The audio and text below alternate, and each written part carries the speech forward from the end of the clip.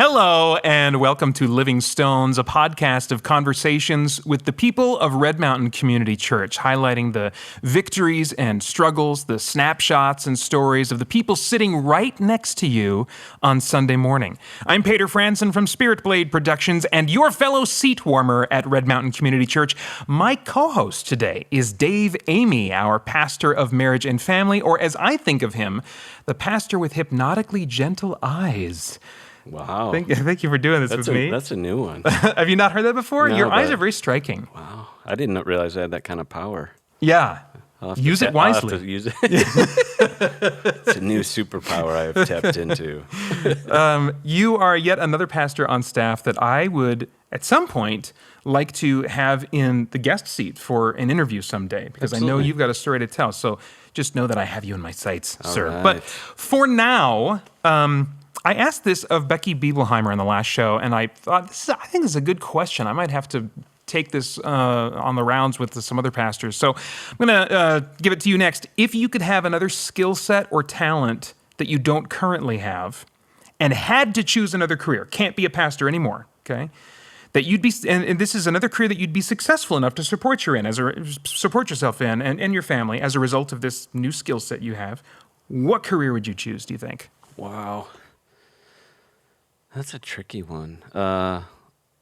Fortunately, I've been one of those people that's been able to do quite a bunch of different careers. Before I was a pastor, one of the careers I had was being an elementary teacher. And oh my gosh, really? Yeah. What grade? I was mostly in 5th grade. Oh, you poor man. So, but you know what? I love teaching. There's something about when a child, the light bulb goes on. And kids in elementary school like being there. So you're kind of like a superhero. So when they show up, they want to be there. Kids are excited. They're enthusiastic. So I love teaching. If the Lord would have continued that route for my life, that would have been awesome. I would have been completely content in that. I also loved coaching soccer. And so when I had that season of life, it was very full. I loved interacting, helping people reach their potential, yeah, it was a lot of fun, a lot of energy. Energy required by you. Yeah. I'm sure. So, yeah, kids are fun. I get a real kick out of kids. They never. My kids wear me out, so I don't know what that's about. I love them dearly, all 4 of them. But other kids are energizing to me, so I don't know what that's about. Wow. That's great. That's a gift to have that. I'll have to ask God what that's, if that's a spiritual gift or just patience. That's I don't know. something. I want to say about 7 years, I was substitute teaching on a pretty regular basis, part-time. And I only did elementary school for like 1 year because it was... Yeah, they didn't get my humor. I was, and also like the really little kids are obsessed with going to the bathroom, and I think they just wanted to interact with me. They wanted to have some kind of an exchange with me, the sub. Who's this weird, interesting person? I want to have a moment where I'm communicating with him, because I made the mistake of when one kid raised his hand, and said, "I need to go to the bathroom." I let him go to the bathroom. My parents explained this to me later. They were Mesa Public Schools music teachers for many years. They explained to me, no, you don't let the one kid go, because what happened after that? All the hands shot up all across the room, and I was like, okay, what do you want? Can I go to the bathroom? Yeah. Can I go? Wait a minute. No. You can't all go to the bathroom. We got a lesson plan I have to get us through. All right. Should we pray about that? No. No, I am given over to my flesh in that area with no hope of redemption. But, here's a really terrible transition. But speaking of redemption, all right, that was dumb. But we did have a really cool conversation earlier talking to Michael Tantone, who has experienced very real transformation in his life because of Jesus, and he agreed to share that story with us. I'm so glad that he did. Here's that conversation now.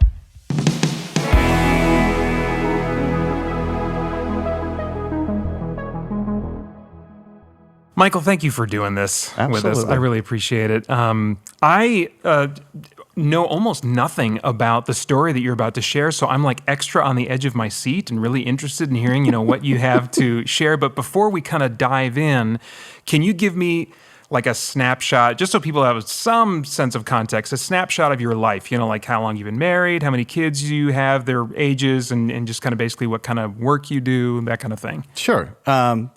Been married a little over 5 years. We got married July of 2014. We've known each other, though, for many, many, many years more than that. We went to high school together. Oh. Went on one date. Okay. Our junior year, and that didn't go the direction neither one of us wanted. So 22 years later, we reconnected through Facebook. Oh, wow. I was living in Nashville. She was here, had 2 beautiful children, but was recently divorced. Okay. And so we thought, and my brother had just had his second child. So my Facebook page was covered with babies. Hers was still looking like a family.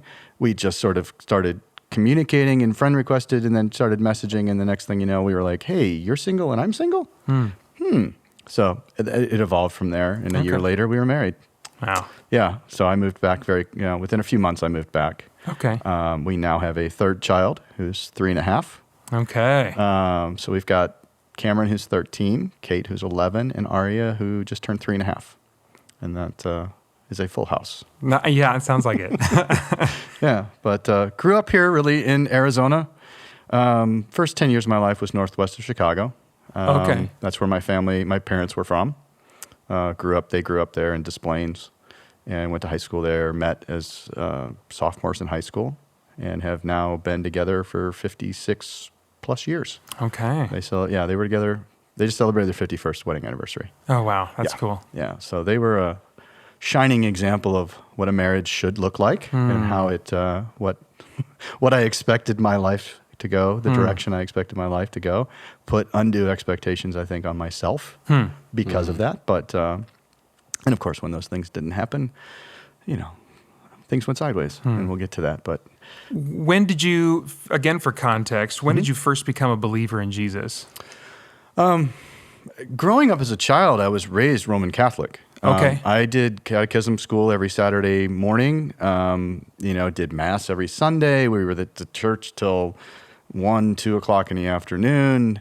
The whole Roman Catholic thing, First Communion, moved to Tucson when I was 10 and continued that. Then moved to Phoenix when I was 12. And at that point, we broke away from the Catholic Church and went with the Lutheran Church, kind of a Catholic light. Okay. And that was through high school. So I was exposed to the church. I was exposed to Christ. And I don't know that I really had the gravity of it at that point. Maybe a little bit, but that seed had been planted.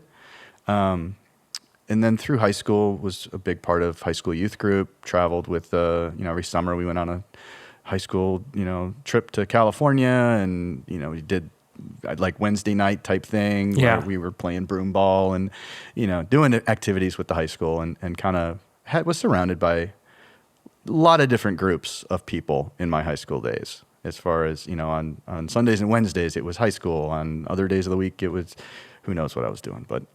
Do you remember a specific time of life that you mentioned the gravity didn't quite hit you of Jesus and what he's done? Do you remember a specific age about that you were at when those things did become more real or significant? It was later in life. Okay. I would say that connecting with Danielle would be I pulled away in my 20s, my mid-20s. I really pulled away from even any belief in, not God. I always believed there was something bigger than me out there, but Christianity and Jesus and who, some carpenter that walked the world, the earth 2,000 years ago, really? Come on. And it really, read some books, and I think, Dan Brown's Da Vinci Code. Oh. The book that was inspired by, I think it was called Holy Blood, Holy Grail. Yeah, I think you're right. It's a huge book, and it goes really historical context, and just brings up a lot of questions about the Bible itself and the direction that the New Testament goes. And I read that at a time in my life where I was very susceptible to non-believing. Gotcha. If that's a real word. And so that kind of was where I was at late, 2010 through 2013, when Danielle and I reconnected. I was just sort of spiritual, believed in a higher power and a God and something bigger than me, but wasn't in Christianity. Christianity wasn't a part of that. Okay. So Okay. it was Danielle. It was the catalyst that brought me back to Red Mountain. Okay. It brought me to Red Mountain, which then, through the relationships I built here, really have opened my eyes to who Jesus is and how he was always there, always working in my life. Even when I look back now, I think, yeah, I didn't think so then, but I can see it now. I can see that. I can see this, and that's, I think, where I really became a believer. Okay. Was just in the last five years. Yeah. Now, my understanding is that your story involves a sort of a low point. Did that point become before or after you became a believer, or maybe before or after you had this kind of got a sense of the gravity, or a light bulb came on? And then what can you tell me about that low point and kind of how you found yourself there? I know that's really open-ended. There's a lot there, so you just take it away, whatever you want. No. That I was in high school. I was popular in a sense that I was popular with everybody. Okay. My mom used to call me a chameleon. She could open my closet door, and there was different, the preppy kid was in there, the goth kid was in there, the jock was in there. I was every one of those, depending on how Michael felt that week. 1 week I'd wear sweats. The next week I'd wear a shirt and tie. And the next week I'd be, wishing I had a Letterman jacket, kind of thing. That was my life. And that carried me through high school to a certain point. Towards the end of my high school, towards my senior year, between junior and senior year, I kind of went off the rails. I started drinking a lot with friends. We'd go out every weekend, and just became more susceptible to looking for praise from others, from my peers, that looking for their acceptance in any means possible, through any means possible, which took me down a dark road. I never made it through my senior year. By November of my senior year, I had dropped out of high school. Okay. Parents helped me get into some counseling and some behavioral facilities here in Phoenix that were fantastic, but one of those things where I wasn't ready, but in order to stay in home, I did what they asked me to. And, over the next couple of years that evolved, I had months and, years of good time, and then of feeling good and being successful. In 1992, which is the year I was supposed to graduate, I ended up going to Phoenix College and got my EMT. And so I was an emergency medical technician. At the same time my friends were graduating high school, I was certified as a EMT. Wow. And that was, that carried me only so far. I didn't necessarily get a job at doing that. I did like event staff and was doing concerts and mountain bike races and jet ski races and things like that as medical standby. Just having fun with it. And I lived in Scottsdale with a friend of mine in an apartment. We basically just kind of hung out during the week, and on weekends we did these events, and we had fun. And that again spiraled back into finding the wrong crowd. And that crowd, eventually in 93, I found methamphetamine. Oh. Within a matter of 3 months, I had my own apartment. I had moved out, got my own apartment, and back up in North Phoenix. And within a matter of 3 months, I was evicted. I was probably 130 pounds. my healthy weight is probably 175, 180. Even then, I was a grown man at the time, but yeah, it was skin and bones. And that the next several years, I don't want to go into gory details about what that looked like, but for the next several years, I struggled. I thought joining the Navy would help me to get out of that, and it did for the period of time that I was in the Navy. Within days of being discharged and coming home, I was back getting high again. And how long were you in the Navy? 2 years, 2 months, shorter than I was supposed to be. Okay. Say that. And that, again, that's similar. It was alcohol in the Navy. That's what sailors do, right? They go from port to port and drink. Okay. So at 21, 22, 23 years old, that's what my naval career consisted of. I've been to 17 different countries, and I don't remember most of them. Oh, wow. Yeah. So coming home to feeling like a failure, and finding all my friends that I left behind when I joined the Navy were still in the same place doing the same thing, it was very easy to fall back into that. And within a few months of being home, I was found myself, my parents weren't going to put up with it. I came home and moved back in with them, until I could get back on my feet. And within a few months, I was back on the street. Or I was on the street, going from friend's place to friend's place. I wasn't at this point like pushing a shopping cart or anything. Nothing against pushing a shopping cart, but I was just trying to get high. That was my day. And that was what our day was. The people that I hung out with. That's what we did. We went from place to place until we were kicked out of that person's house, and their mom or their roommate said, "No, you got to go." And we would, that evolved into hotel to hotel until the money ran out. And then there was crime that became involved in that, to manifest your lifestyle.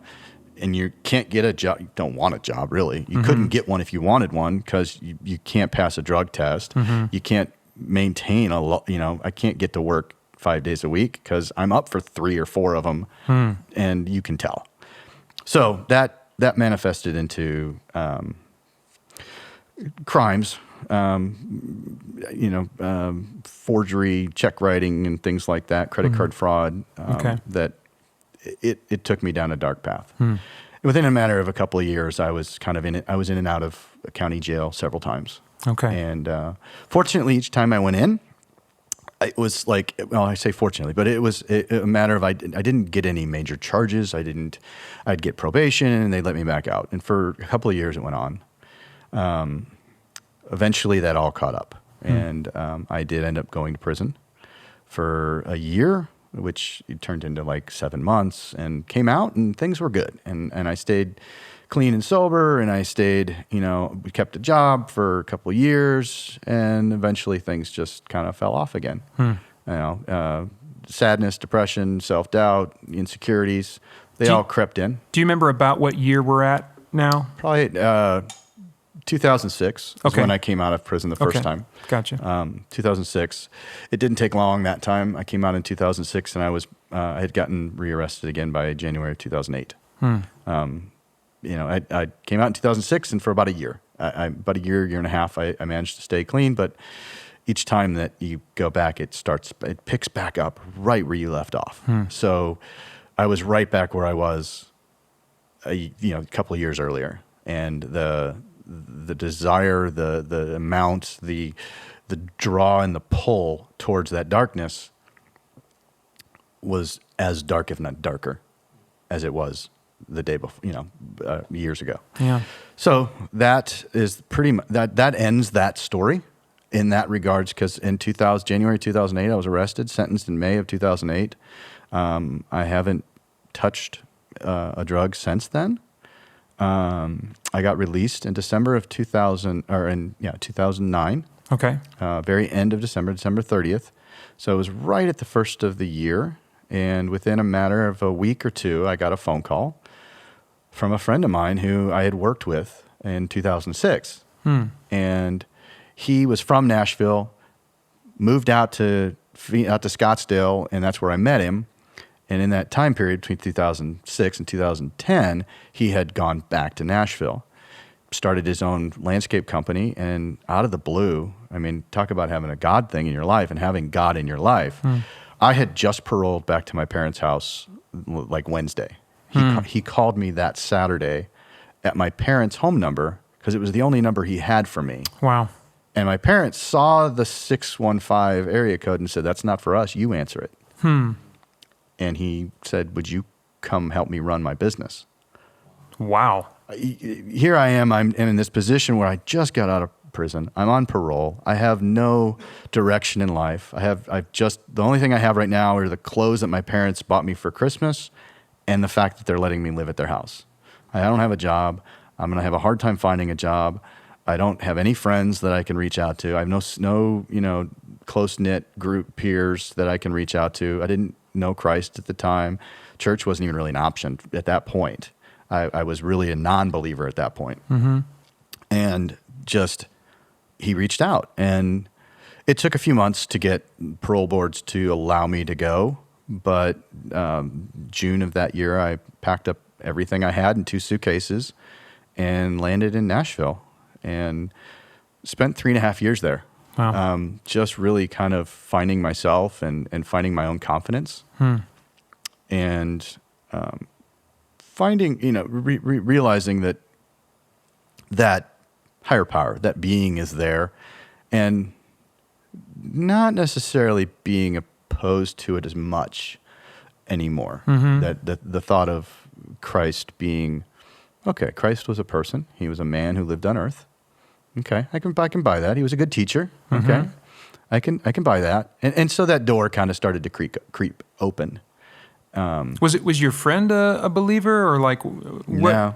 So it was just kind of like you were remembering a faith that you had before, and were kind of reconsidering Jesus because of that. Probably, yeah. That's more of what I think it was. But even at that point, still not considering myself a Christian. Yeah. I'm still spiritual. I believe in God, and that's about it. Okay, Gotcha. I'll give him credit for being an amazing person. Jesus, you mean? Yeah. Jesus. Yeah. What a great guy. Yeah. Great guy. Not sure if I buy into the whole walked on water kind of thing. Sure. That was still like, come on, But then Danielle and I connected. Wasn't looking for it. Certainly wasn't looking for somebody I knew from high school on Facebook who was living still in Phoenix. I was looking to set down and put down roots in Nashville. When I moved there, I thought for sure I would stay there. And it was a great city. I loved it. It was great, but I just never did find roots there. Everybody I knew was either people I worked or people at the bar down the street. Gotcha. And and I don't want to paint a bad picture about the bar down the street because it was my home. It became a second home. I didn't go down there and get drunk. Most nights I'd go down there and have a salad and watch TV, and it was just cheers. Yeah, if I you was will. I was totally going to say that. I almost started making your way in the world That's today. it. Everybody knew my name. And I'm not sure if I was Norm or Cliff, but I'm kind of hoping I was either Woody or, I like all those guys. Yeah, Frasier. That's what I am. I was Frasier. There you go. Anyway. But yeah, I found people, and I'm still friends with some of those people today on, through Facebook and stuff. Okay. The beauty of Facebook, it gets such a bad rap. But Danielle and I will attest to the fact that it can certainly be an avenue for good. I'll take it over Twitter any day. Oh yeah, or Snapchat, I'm still trying to wrap my head around Instagram. Oh yeah, LinkedIn still kind of like what? Huh? I don't know. I'm just gonna get old. That's my strategy. Yeah, I feel like because I am now in. Fast forward a little bit. We got married. It went really quick. We were approaching 40. I came home actually. She flew out to Nashville in September. We reconnected in August. She flew out in September. I flew home to here for my 40th birthday in October. And then she flew out. And when I came home, when I went back to Nashville in October, after that trip, I put in my notice. I'm like, I'm done. I'm going home. My family's all here. My brother has 2 kids now. He's had 2 kids since I left. my mother and father are still here. They're not getting any younger. My dad's now retired. My mom's retired. I want to be a part of their life again. I caused so much chaos and destruction for 17 years of my life and their life that now I got my feet back on the ground. I'm ready to be a member of my family again. And so a couple of months later, moved back right before Christmas, 2013. Danielle and I, I got a condo close by, and we just kind of kept dating, and we got engaged in March. We started meeting with Carlisle once we got engaged. Okay. And he actually officiated our wedding. Okay. And so that connection to Red Mountain helped me. And Danielle had been coming here for about a year. It was Easter, I think was maybe the first, right around Easter was the first time I came here, Easter of 2014. Okay. And it was about a year after she had first come here. It was right after her divorce, and she was looking for another church. And through the process of us getting to know each other again, and I remember her as this little Jewish girl in high school. Okay. She was raised Jewish. Oh. And her family is still Jewish. Mm-hmm. Mom and dad are both were raised Jewish and have a history of Judaism. Okay.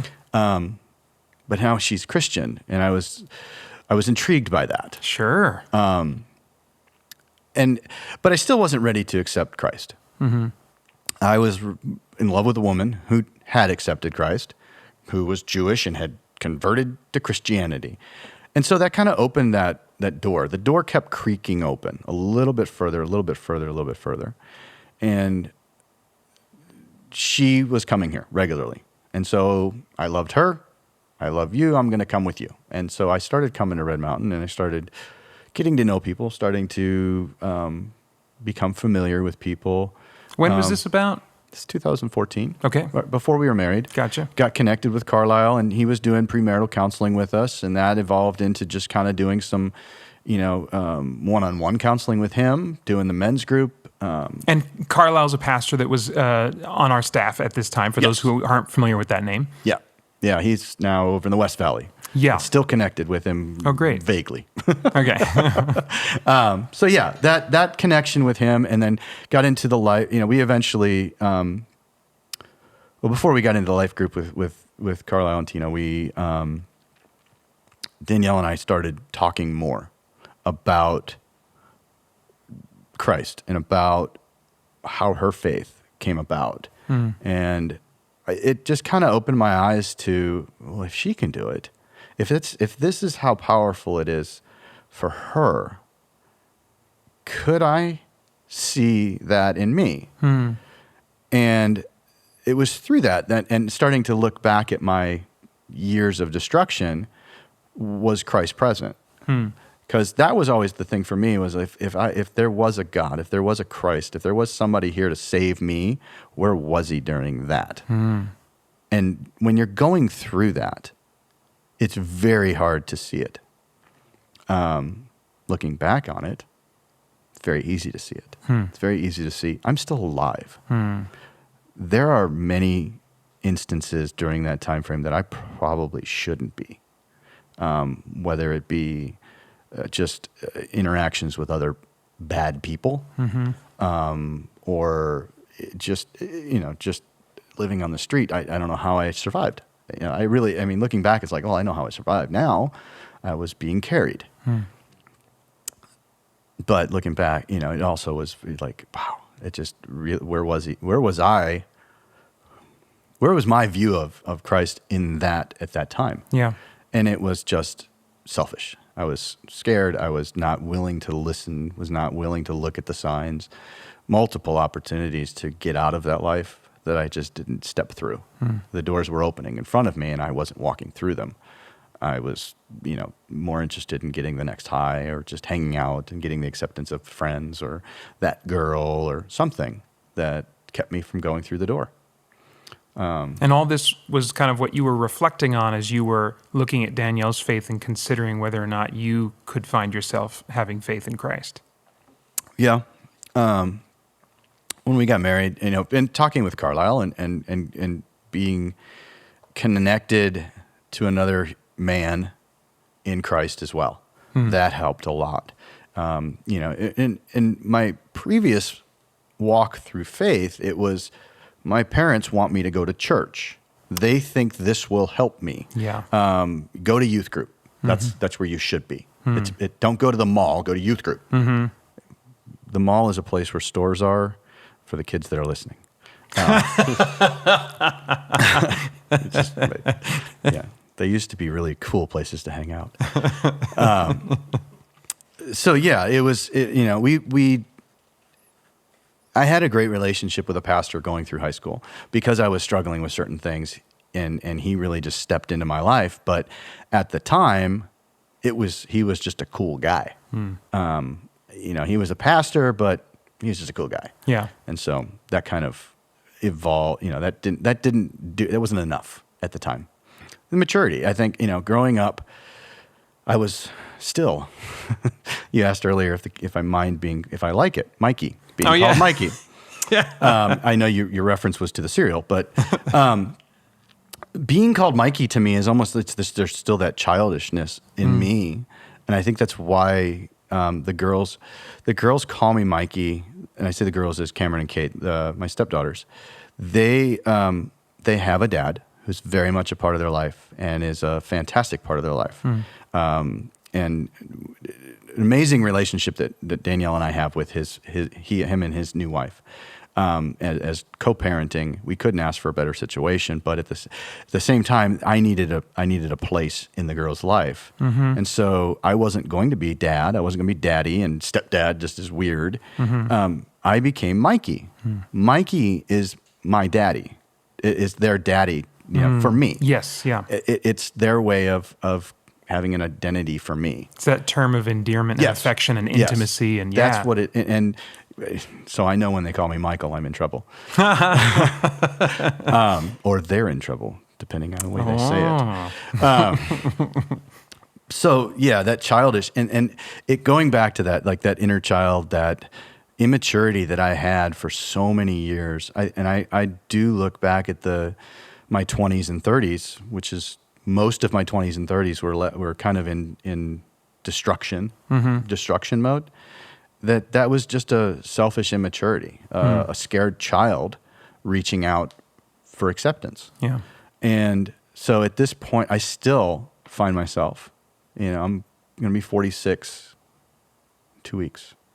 And, there's still moments, there's still times, and Dave can tell you that he's seen it, that I react in a very childish manner as a grown man, as a husband, and as a father, that it doesn't have a place. And so that is today's struggle. But finding my maturity in myself and my confidence in myself allowed me to be open to the possibility of Christ being our Savior. And the fact that it was through Danielle, through the church, through having kids of my own now, before Aria was even born, that I didn't know that I was going to be a father. I knew that I was a stepdad. I was going to do that as best I can. And then becoming a father even more so. It was, I think a year later, I think Aria was a year or so old when I chose to be baptized here at Red Mountain, because I'd finally, come to a point where, if I'm truly walking, in the Spirit, I need to let the world know that I have gotten there. I am there now. And I let myself know too, that this is okay. And this is where I'm supposed to be, where I should be. And so, it's, I don't know. It was monumental to think, having been christened, I was already baptized. when I was gotcha. through the Catholic Church. Gotcha, yeah. At you're christened within a few weeks of birth. Yeah. You're given it's a Catholic thing to do. Yeah. And so I always believed, even growing up in the Lutheran Church, or even as an adult coming back to Christ, even for the first couple of years, I think that we were here, and I was starting to walk in faith. I started to realize, hey, you know what? I can be baptized. Mm-hmm. I never chose to be baptized before. Yeah. And so that choice to step into that in front of the church, in front of the body, was powerful. And and then I think it also kind of catapulted the girls to both want to do it. As far as they're Cameron has Kate. She just got baptized too. Okay, Yeah. I'm trying to remember, because I know she wanted to for longer than we just wanted her to wait. We wanted to make sure that she really understood, and so I couldn't remember if she actually did or not. It's like, oh, we need to schedule that. Yeah, okay. But Now, yeah, it sounds like, correct me if I'm wrong, it sounds like in your case, you're kind of like the definitive moment the definitive state of coming to Jesus and trusting in him for rescue, and all that broad word rescue entails, was really something that happened in layers and over a long period of time, as opposed to like a specific moment. absolutely. Yeah, and you just came to a place where you looked back at the journey you'd been on, and came to the place where you're like, I'm ready to actually kind of like make this official, in getting baptized. Does that describe it? Yeah, absolutely.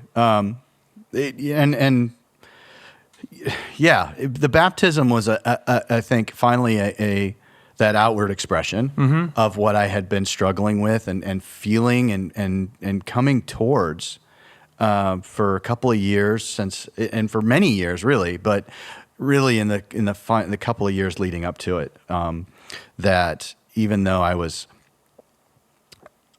I wasn't considering myself a Christian, that as I started to process all of those years, it was there, and it was something that has always been there, always will be there, and now just my acknowledgement of it. It was, I wanted everyone else to know that, hey, I'm realizing it, and I want you all to know it too. I think working with the fifth and sixth graders helped that too. Kind of when I first started volunteering in fifth and sixth on Sunday mornings, I was almost there more for me than for them. I was learning the Bible. Oh, interesting. Yeah. In a way that that inner child needed to hear it. As that fifth grader inside me needed to hear the Bible stories. I never knew there was a children's storybook Bible until we got married and the girls had one. And I always wanted to read that to them. Because I was like, I can understand this. There's no these and thous and begots this. And I'm like, I can do this. It's condensed. Yeah. and at the same time, I discovered the message. I didn't, it was apps on your phone now, and I could have all sorts of versions, and I could read ESV and then flip over the message and go, okay, what the heck did I just read? I go, oh, that's what that was all about. Okay, let's go back over there and reread it again. Yep. And okay, now I can kind of have a context and understand, and then having, the leaders in fifth and sixth that have been doing it for years, talking on a fifth grade level to a 40-year-old man who was learning at a fifth grade level what the Bible meant. Yeah. So that was phenomenal. And then just getting involved, other places, whether it's the Rocky Point mission trip, that's been something that Danielle and I have done. We did our first year of marriage. We did it together, and then I've been doing it every year since. What pulls you to something like that? You mentioned when you started helping out in children's ministry that at first it was kind of for you, and then it sounds like it's changed in terms of why you continue to do it has maybe changed a bit. Can you tell me a little bit about what continues to pull you to serve in children's ministry, and also maybe what pulled you to the Rocky Point mission trip, that kind of thing? I think it's always been there. It's the person that I've always been, growing up as a child, and even during my destructive years, in the dark years of my life, I was still the guy who wanted to help other people. I wanted to believe that there was honor among thieves. I wanted to, even in that dark sense of, I still was loyal to my friends, or to, I don't want to call them friends, but at the time they were my friends. It was the only thing I had, but I was still loyal to them over all else. I wanted to make sure we were all happy. And that was, that was not a good thing necessarily, but it came from a good place inside me. And that's something that I've always, I've been somebody who's always tried to help.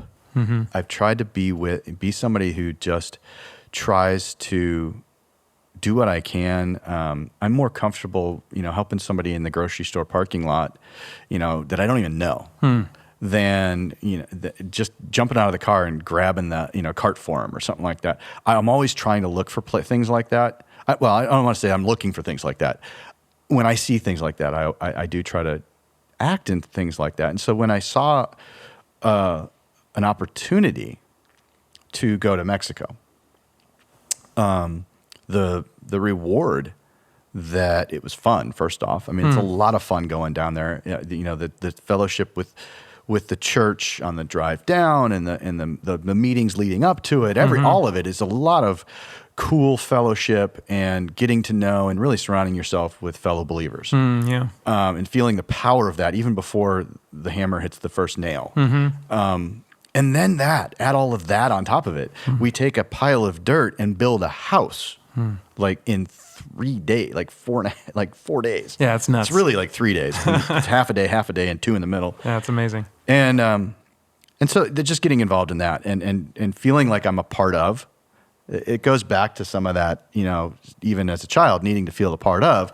Well, I could feel a part of in a positive manner for my community and for the community and for the world around me, and balance that with taking care of myself, then I think I'm on the right path. Yeah. Which, before it was just taking care of me. How do I make me feel good? And at any means necessary. And if that meant putting something into my body that made me feel good, well, that was easy. Let's do that again. Today, it's a little harder to get that, but it's through hard work. It's not any harder, really. It's just through hard work. And the reward is exponentially better. Yeah, there's kind of an irony there in that when you were focused on yourself and trying to fulfill yourself and, spending years doing that ultimately led to this sort of self-destruction. And then your greatest, what I'm hearing from you is like the really lasting fulfillment is when you engage in being part of God's family and engaging in his family, in that family life, and serving others and having that outward focus, which is still something that I know in my head is true, but that really is a challenging thing to embrace and then, trust the reward in that. So it's great to hear your experience. Connecting that brain to the heart and the soul and the seeing things come to fruition, like really hard work. And my past does not define me. Yeah. Yeah. And people say that all the time. And I would kind of disagree. It does define who I am today, because without all of that, I wouldn't be where I am today. Who knows where I'd be? I mean, I'm going to be in a better place, a worse place, whatever. No one, God only knows. But I don't, and that's why I don't shy away from telling this story. Did I make a lot of mistakes? Absolutely. Did I learn from them? Absolutely. Am I still learning? Absolutely. And I've been able to come out the other side stronger and still full of fear, because there's some PTSD involved with a lot of what went on in my life that I'm still dealing with today. Okay. Just simply living on the street, not knowing where your next meal comes from, that alone, drugs aside, crime aside, prison, all that aside, just not knowing that fear, innate fear of, will I live through this day?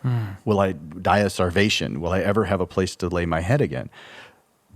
Still can rear its ugly head today when I get into situations or even, disagreements with Danielle and needing to feel understood that that's what's happening.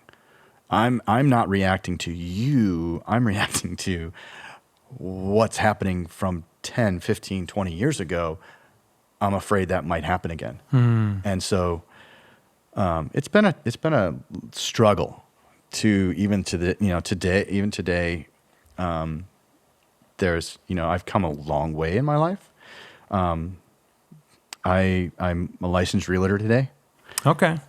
Which was a challenge. If you know anything about getting licensed in this state for really anything, fingerprint clearance card was my first hurdle. I need a level 1 fingerprint clearance card. Well, with 4 felonies on my record, that alone was a challenge. That's through DPS. Like you have to apply through that for DPS. I fought hard to get that, only to have the Department of Real Estate say, "Yeah, no, we're not gonna. Your application's denied." I then had to go up against the Attorney General's office and appeal the decision with the Department of Real Estate. I sat in front of the Attorney General with letters upon letters of recommendation and reference from the last 10 years saying, yeah, that was him before, but this is who he is today. And was granted my real estate license a little over 2 years ago, and have been so grateful to have been given that opportunity to provide for our family. I got into real estate so that Danielle could kind of get out, and now she's able to go off to nursing school. Wow! And that's what she's been in real estate for 20 years, and she was ready. She'll always maintain her license, but she was ready to not be in real estate anymore. And so, and I saw an opportunity that looks like a lot of fun. I want to work with people. I want to serve. I see that in your personality. Yeah, this is like a really good fit for you, I think. Yeah, I want to serve, and I want to. I had a veteran. I like to work with veterans and heroes, first responders, law enforcement, teachers, healthcare workers, that sort of thing. And those are the people that I most like. Most want to work with, because they most deserve our thanks and our reward. And so worked with a veteran over the summer that just, I'm still getting pictures from his family. He sends me pictures of the kids playing in their first-time homeowners. Never owned a house before, been living with their, his parents or her parents or something for so many years. They got 3 kids. They got a dog, which they've never been able to do. And the kids are, they send me videos of them just playing with the dog. I'm like, that's why I got into this. That's why I'm doing what I do today. And so it's, and that's what I fought for. Yeah. And I think, if it wasn't for faith in the fact that Jesus has been here for me this whole time, even though I denied it or I refused to see it, he was there, and he continues to be there on a daily basis in everything we do. And one of the things, it's crazy. When Arya was born 3.5 years ago, I never thought I'd be a father. Given everything that I'd been through, we actually weren't even sure if we could have a child. Okay. We were not, spring chickens, and I had done a lot of damage to my body.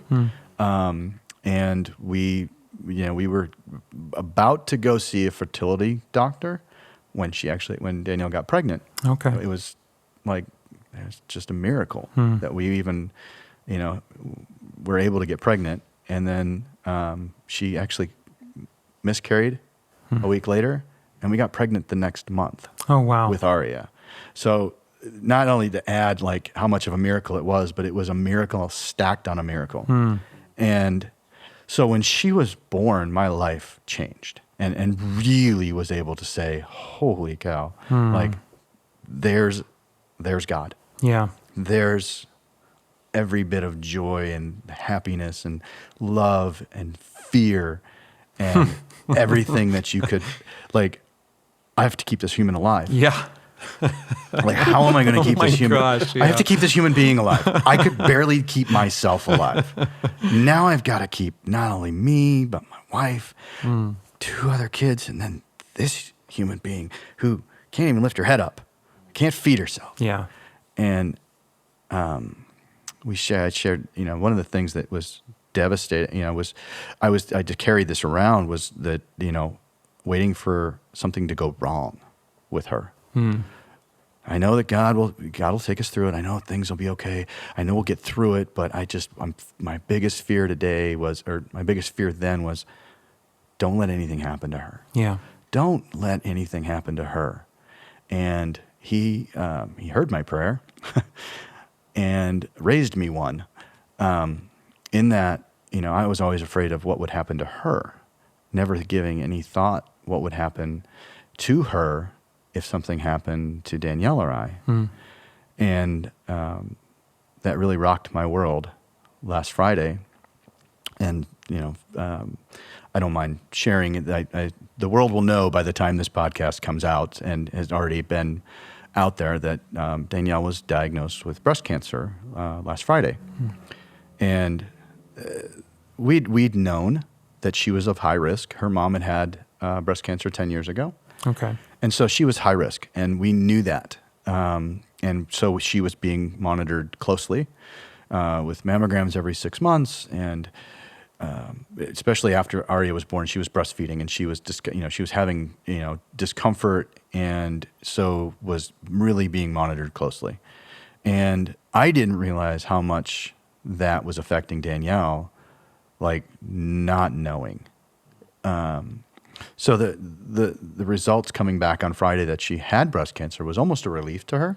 And at the same time, a terrifying realization of, what if it's not Aria that has something? Like, what if Aria has to live without?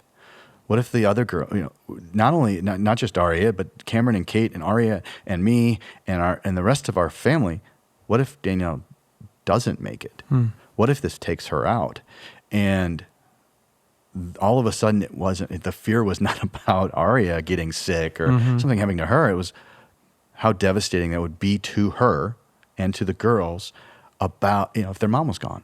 That just escalated, took it to a whole new level.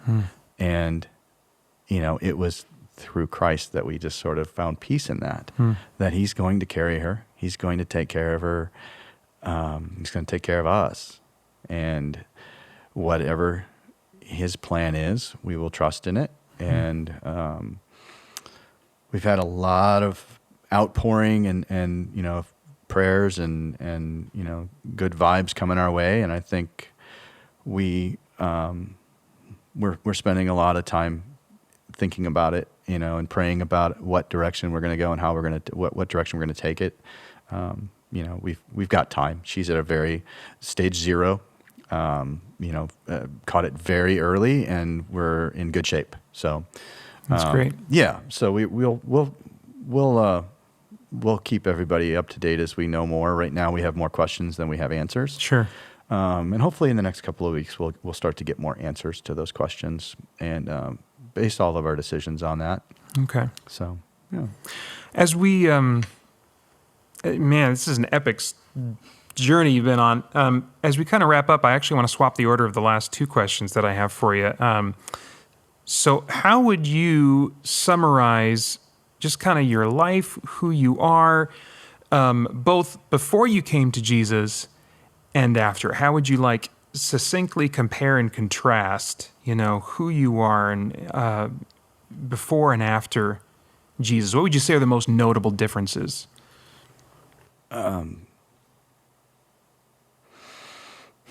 More peace since I've allowed Jesus into my life. I think I've always been I've always been a good guy. I've always been fun, loving, caring, outgoing, but more just, loyal and somebody you could trust to get to be there for you. Even in the darkest days, I was taken advantage of because of that fact. So now coming out of the other side of that, I I've got Christ on my side too. And so the comparison of then and now is the same. I'm still the same guy. I've never been a bad guy. Mm-hmm. I did bad things, and I did stupid things, and I did very destructive things, and hurt a lot of people along the way, myself foremost.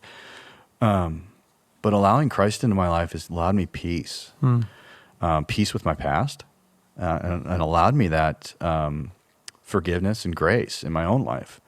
Something I still struggle with. We named Aria. Aria's middle name is Grace because Daddy struggles with grace. And that's not necessarily why that's what I like to say. Danielle just rolled her eyes. That was part of, just my was trying to figure out what is grace. I didn't even understand grace. He said, give me some grace. I don't even know what that is. How can I give it to you? And learning to give myself grace with where I was and what I did, and the fact that I don't have to be that person anymore. I still am that person, and at the core of who I was even then, I was still a good guy.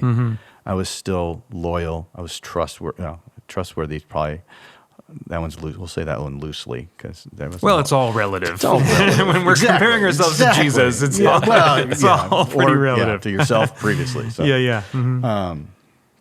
The difference is today I don't have to seek. I do. We're all human. I think we all still seek approval, whether it's with our own approval, or that of our peers, or our spouse, or our kids, or even Christ. I think we want God's approval, and for some of us that comes easily through just doing good works, and just I can't speak for everybody else. I just know that for me, I still judge myself. I still, am I worthy of His love? I still struggle with that. Up here, we talked about making the connection between the brain and the heart. Yep. Up here, I logically know. Sure, he died for me. Of course, I deserve it. Down here in my heart, I still question: am I worthy? Sure. And so it's definitely the connection's being made each day. Working with the kids and working with the families in Mexico, and being more and more a part of the church in any way, whether it's serving on Sundays, or it's the food trucks, or whatever, getting involved and just being a part of other believers outside of church, and I mean, I've never thought of myself as somebody that would share the gospel or share Jesus at all. And even at home, I've got to be careful because my family is my in-laws are still Jewish, and we celebrate Hanukkah, we celebrate Passover. We're going Monday actually for Rosh Hashanah. Okay. We're going up to temple because my daughters are Jewish too. Okay. Because Judaism runs in the blood of the mother, and so they are Christians, but they're Jewish by blood. Sure.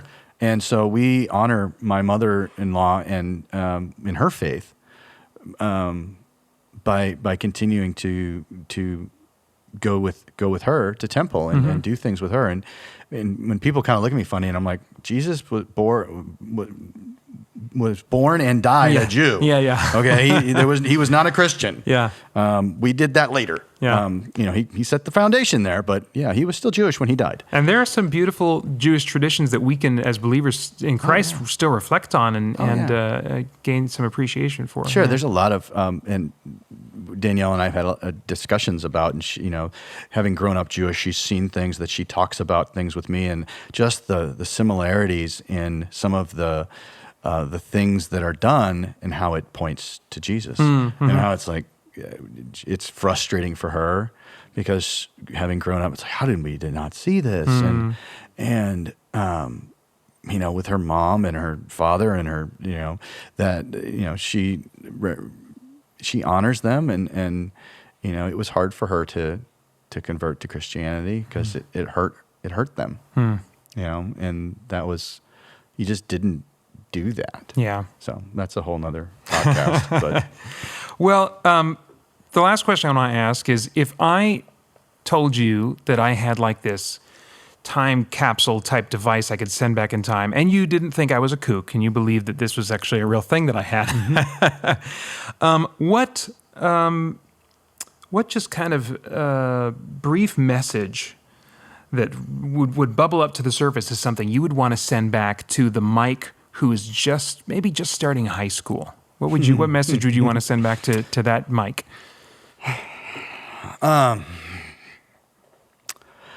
That don't put so much weight on what other people think. I think that was one of my biggest downfalls and one of my biggest things that wrapped me up in trying to please everybody. Trying to be that chameleon I spoke about, that I want to make sure that I maintain, like a politician. I kind of think it like with the, all the stuff that we're being thrown at us today. I think about all these people that come out and they say one thing because they're talking to this group of people, and they say another thing when they're talking to this group of people. And that was me. Like I never had the guts to go run for office when, for like student council or anything like that. But I could have. I could talk with all of them. And I was always just seeking people's approval, not realizing I didn't have it myself. I didn't have it. That's all I needed was my own approval. I needed to just be okay with me. And so that would be the one thing. I'd just go back and tell me, you know what, you are great the way you are.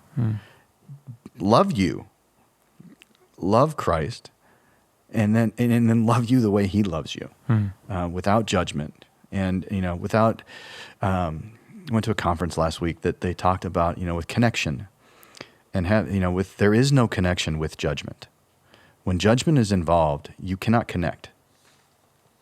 You're too busy trying to judge rather than connect with somebody. Yep. And it was, implementing that into the real estate world with clients is that that's where it was going. But it really spoke to me about even just talking to myself. Don't judge yourself. How am I supposed to make a connection with myself if I'm too busy judging myself over what I've done or what I might do or where this could go?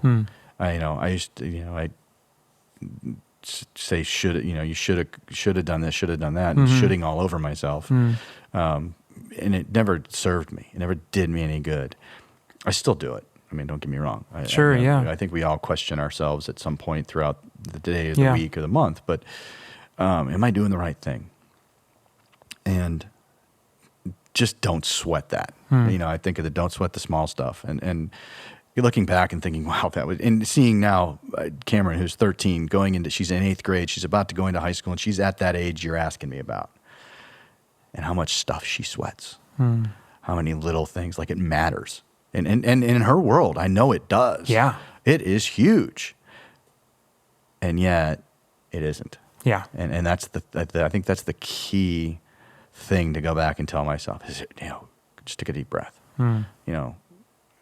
We're teaching Aria right now. Take a deep breath and count to 4 when you feel like you're angry. It's Daniel Tiger, but it's hey, when you feel like you're gonna roar, take a deep breath and count to 4. Nice. And it's working, and it's something. It's like so simple. It's like so childish, but man, it works. And I'm finding myself doing it and trying to stay calmer. Just it doesn't really matter. We're here for such a small amount of time. Let's not worry about those small things. And man, the different. I had that they always talk about the potential. You had such great potential. And man, I had people tell me, like I played McGruff the Crime Dog. I was part of the DARE program. I, did all these different things in high school and ended up going the other direction from it all. And having that potential, even in the Navy, I could have been groomed for officer candidate school, and that scared the heck out of me. So I screwed that up, because I put too much expectation on what people would think of me if I failed, that I was afraid of succeeding.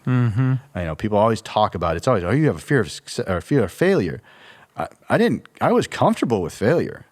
I was afraid of success because then you expect more of me. Yeah. And then I've got to put more expectations on myself and not even realize I'm doing it.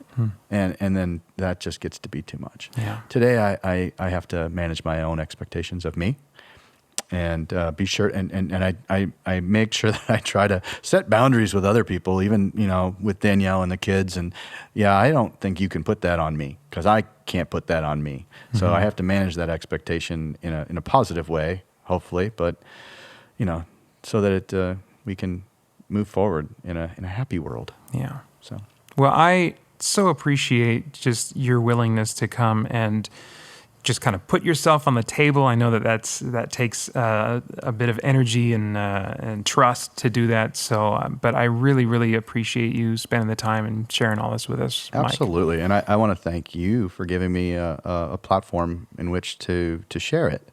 I shared with you earlier that I'm by no means is this story something I'm really proud of. The dark days, I'm not proud of those days.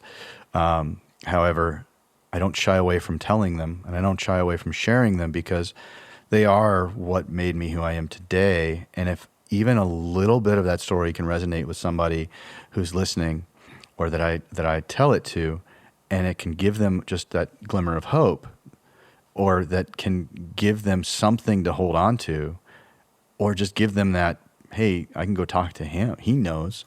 Or, there are people out here. There are people to talk to out here. Yeah. And that Jesus is there. Yeah. And there's always him. You can always talk to him. You may not like what you hear, but he'll always be honest with you. He'll always give you what you need to hear, not necessarily what you want to hear, but what you need to hear. So, yeah. That's great, man. Well, thanks again. Appreciate it. Absolutely. Thank you guys for doing this. This is awesome.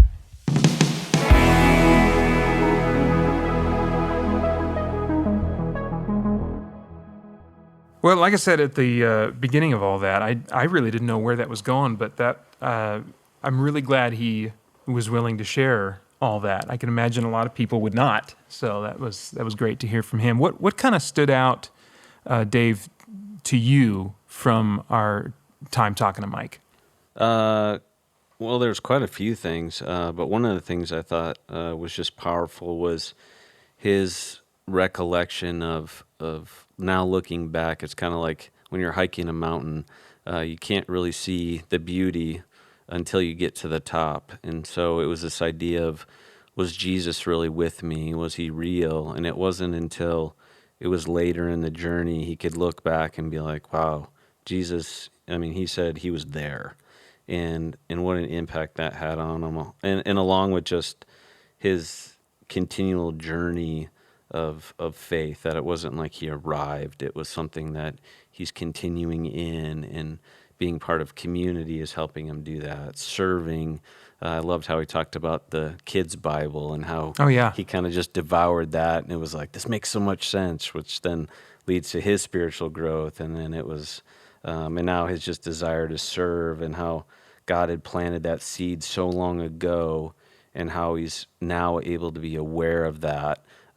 What seemed like such a simple thing, but it's just God's magnificence behind the scenes of, hey, even when you walk away from me, I'm still going to pursue you.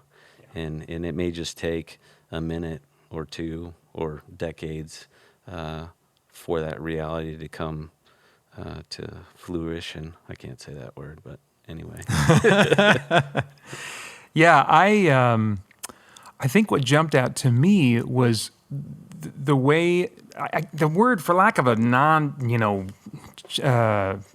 churchy word, sanctification came to mind, because he talked about a number of times how he was, as he put it, always a good guy, as we typically think of people, he was always a good guy, and yet had fallen into all these things, and but there was, sometimes we can assume that, like, oh gosh, if God takes control of my life, if I really give my life daily to Christ, he's going to turn me into some kind of alien that's not me. I'm not going to be myself anymore, But in his case, I think, he was seeing and telling us about how God had already built some things into him that were good and God-honoring, and what he saw over time was that God wanted to strip away the things that were holding those beautiful parts back, and wanted to enhance and give purpose and power to those parts of his life that God wanted to see him continue to grow and just flourish in, So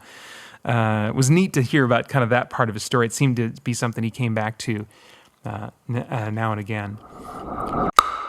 Oh my gosh, you guys. Dave just hit me in the face with a big wooden poll segment. You can go to rmcchurch.org/podcast to find our poll question every month. And the question this month, what's your favorite fall treat, pumpkin pie or apple pie? 71 voted for pumpkin pie, and 52 voted for apple. There were some interesting comments people left on that social media post. Kim Reed said she loves her mom's delicious pumpkin pie cake. Terry Brown said, I'll do the apple any day. Apple pie, cobbler, crisp, baked, or fried. And then we just have a quote that says, Team Franco loves pumpkin. And Holly Franson, I don't know who this lady is, but she says, I voted pumpkin, but how can you really choose? Well, I can explain to her how she can choose, but I want to hear from you first. Dave, pumpkin or apple? I'm still getting used to that noise you just made, but yeah, I would. I'm an apple guy through and through. Oh, yeah? Yeah, I grew up in Chicago where we had Baker Squares. I don't know if they ever had those out here in Arizona, but no, it sounds they lovely had this though. Dutch apple pie where it had this amazing kind of crumble on the top. Ooh. That's just epically sugary. So you have kind of just that goodness of I'm eating an apple, but I also have the sugar in just the combo. It's like peanut butter and jelly. Yeah. You can't separate, they're okay. Yeah. But when you bring them together. But if you serve me pumpkin too, I'll do it. So yeah, I have been warming up over the years to apple-based pies. I think I need some whipped cream still, a good healthy amount of whipped cream. Sure. But I'm seeing the benefit of that particular type of pie. However, I regret to inform all the voters that they have chosen incorrectly. The correct answer is chocolate pudding pie. I don't know why that's. Sometimes I got to talk to whoever's making the poll. Is this you, Arian, that's making these poll? Okay, we're going to have a talk later. You seem to miss some key options in these questions. Chocolate pudding pie was the gaping hole in the poll this month. Chocolate pudding pie. I didn't grow up having pumpkin pie for Thanksgiving. I know we're getting ahead of the game here. It's not Thanksgiving month yet, but I could never stomach that. The stores would beg to differ. Really? Yeah. Well, I am often the odd man out, so that is my lot in life. All right. Well, that's it for this episode of Living Stones. You can follow Red Mountain Community Church at MyRedMTN on Instagram, Twitter, and Facebook. You can also go online to rmcchurch.org/podcast to submit responses to our poll questions and leave questions for the guests featured on the next show. On our next episode, we'll be talking with Jeff Pitzer. Thank you, Arian.